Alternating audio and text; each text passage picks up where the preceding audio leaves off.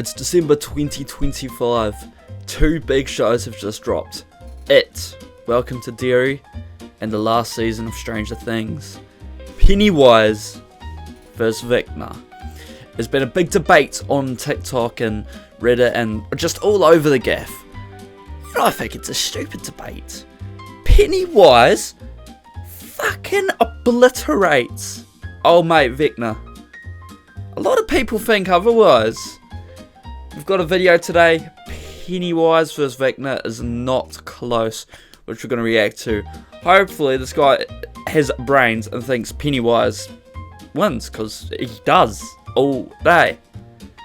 But yeah, we're going to react to it. Let's get straight into it, fellas. Pennywise and Vecna are two iconic monsters who recently dominated the horror scene. But the real question today is, between the dancing clown and the psychic of Upside Down, who's actually stronger? So today, the we're clown! breaking down every version of Pennywise and Vecna to finally determine who wins in a one-on-one fight. But before that, if you enjoy this type of content, the goal is 20k, so if you enjoy, sub up. To start off, let's go take a look sub, bro. at each of their attack potency, starting from Vecna. During the 1979 Hawkins Slab Massacre, Henry executed 15 psychic children and a squad of military police by snapping their bones instantly. To put that into perspective, the human femur is stronger than concrete by weight, requiring roughly 4,000 newtons or 900 pounds of force to fracture. And to add on to that, he was levitating multiple targets at the same time, meaning he was simultaneously crushing skulls and snapping femurs, humerus, and necks with absolute precision. To perform this mass biological destruction requires a telekinetic output in a class 1, meaning it places his casual attack potency at war level. But since he's the endgame villain, we have to skip to his grand plan feat. Vecna's true potency lies in his ability to act as a living bridge between dimensions. By performing 4 specific psychic murders, he opens cursed gates that converge to trigger a massive tectonic event, ripping Hawkins apart with a 7.4 magnitude earthquake. This is physically tearing the crust of the earth upon the merge of 2 dimensions. The energy required to generate a magnitude 7.4 earthquake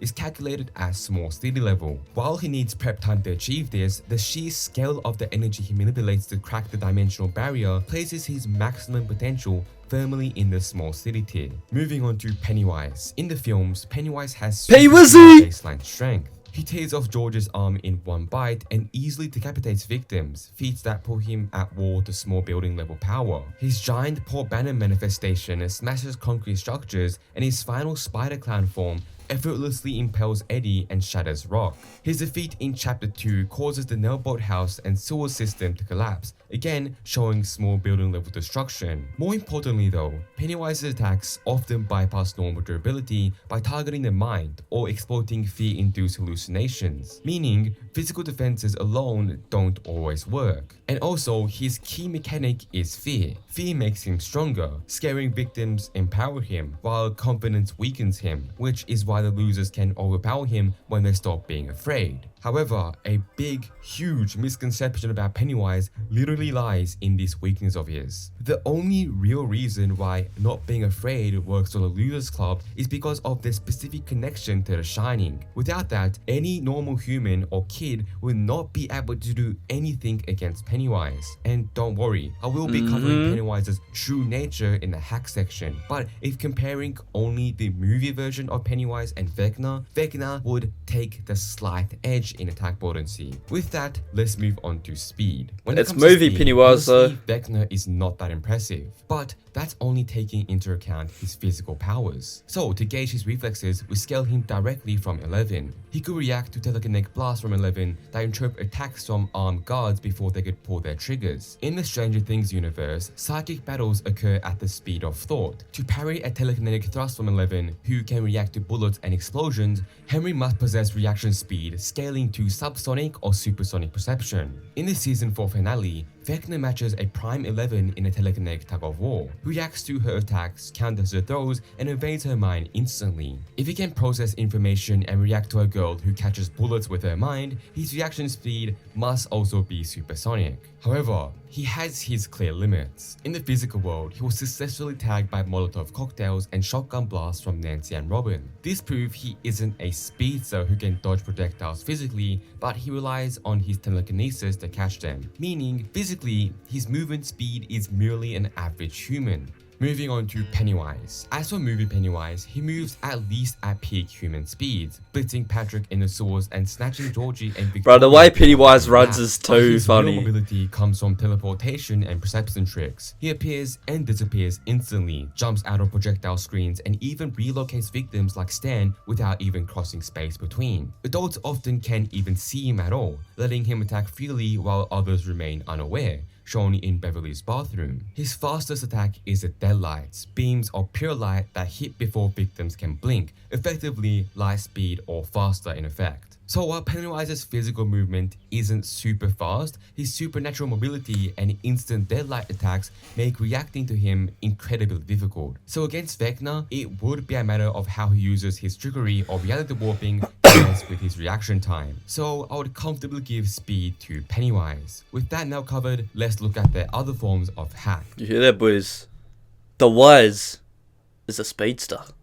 Now, Pennywise gets a bit more complicated when it comes to his hacks. Wait, what? Oh, hacks! I was like, bro, what? Novel territory. So, let's start off with Vecna again. First and most obviously is his telekinesis. Vecna targets the body directly as he holds victim in place and twists their limbs until they snap. Yeah, Vecna hacking, bro. You gotta get banned. It cracks. It is brutal, internal form of telekinesis. Second is his mental manipulation. Before he physically attacks, he invades a victim's mind and he forces them to see hallucinations or their worst trauma, paralyzing them with fear so they can't fight back. First is his somewhat limited remote range. He does not need to be in the same room or even in the same dimension as you. As long as he has the psychic connection with you, he can freeze you and kill you from safety of the Upside Down. Finally, there is his hive mind. Vecna is the brain of the Upside Down. He controls the vines and the monsters, meaning he can use the environment itself to attack or spy on his enemies. All of this does sound somewhat impressive,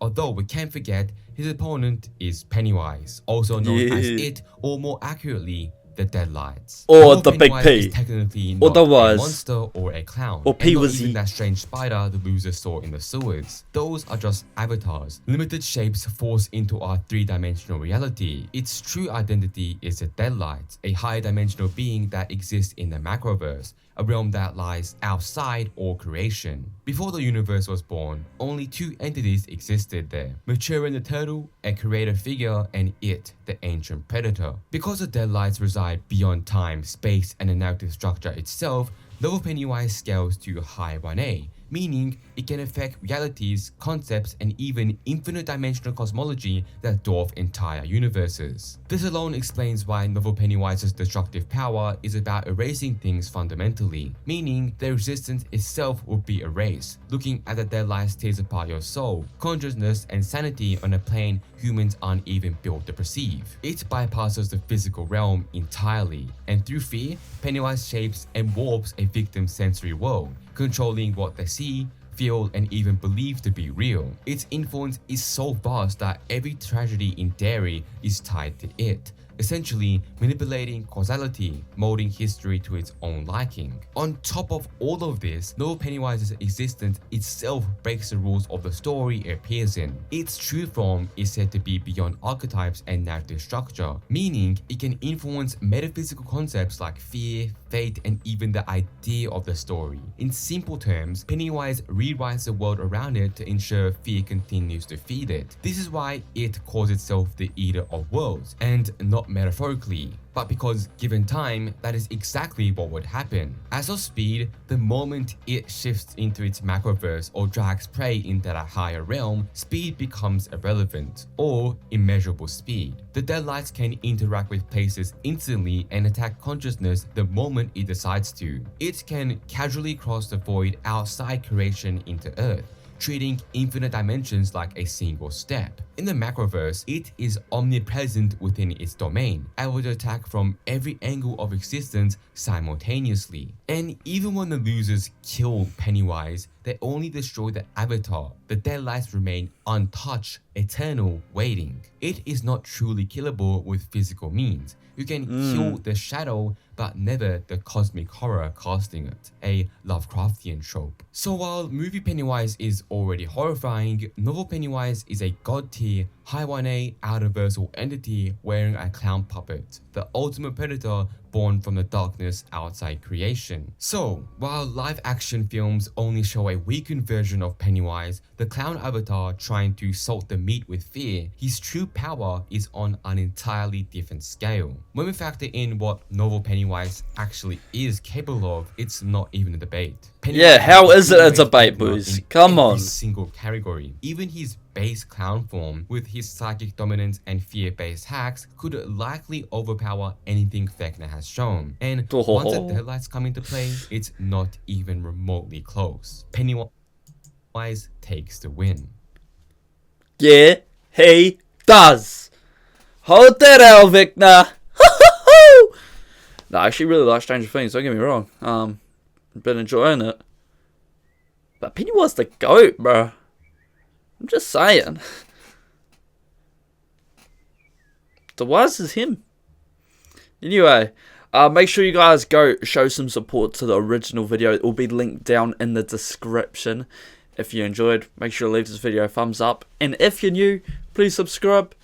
And I'll catch you fellas next time.